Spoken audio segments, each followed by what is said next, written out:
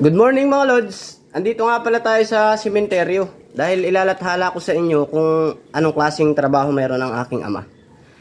Na sa looban siguro ng mga 30 years, nandito na siya.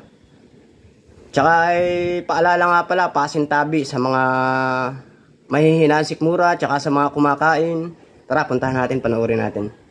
Mga boss, ito nga pala yung aking butihing ama at ipapakita na niya sa inyo yung kung paano yung ginagawa yung mga bagay-bagay na kinakatakutan ng iba.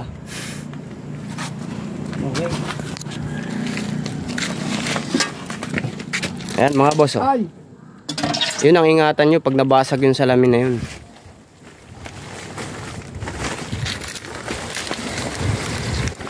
Hawak ko niya sa ako.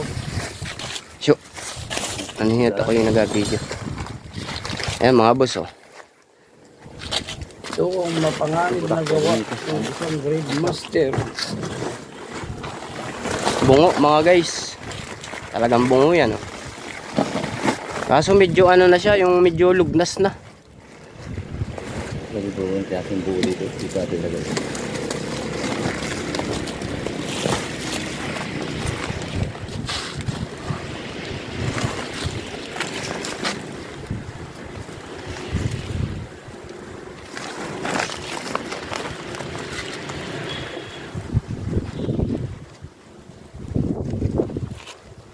Ayan boss, kung mapapansin nyo medyo durug-durug na yung kanyang ano, hiwa-hiwalay na yung buto niya. Matagal na kaya ito siguro ay mga 20 taon na, kaya gayaan. Oh, ayun oh. Partida yan mga guys. Sa Amerika may mga guwantes pa, dito sa Pilipinas wala nang guwantes-guwantes yan. Tanging malalakas lang ang nagawa ng mga gayang bagay. Oo.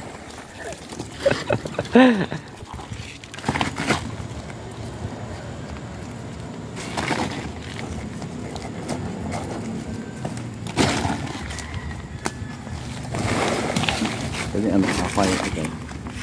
Okay. Pelvic bone. Lumikit ang. Parang malaking tao yan, ano?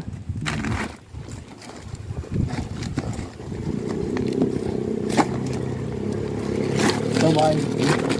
Ha? Babae.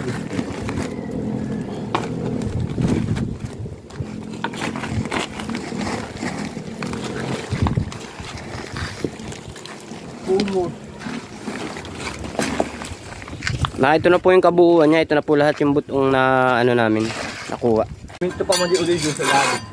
At ayun guys, oh, papasok pa siya ron, nilinis niya pa yung loob. Nimekos-mekos pa yung loob, oh. Ayun guys, oh. Hala. Kaya ba ng mga mortal yan? Mga immortal ang nakakagawa niyan.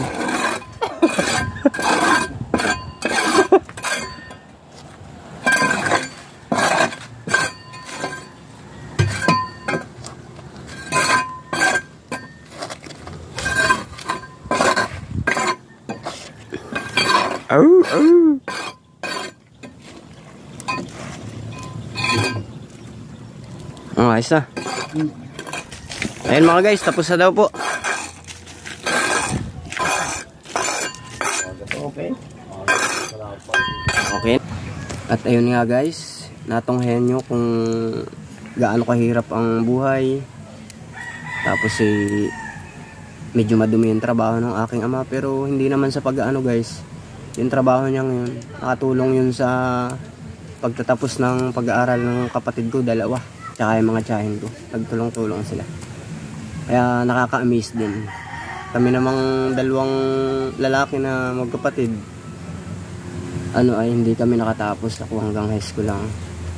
Dahil siyempre, may pagkaluko-luko. Pero balik tayo dun sa trabaho ng ama ko. Kahit anong trabaho, kahit madumi pa, basta wala kang sinasagasaan na tao, marangal ang tawag dun. Salamat guys.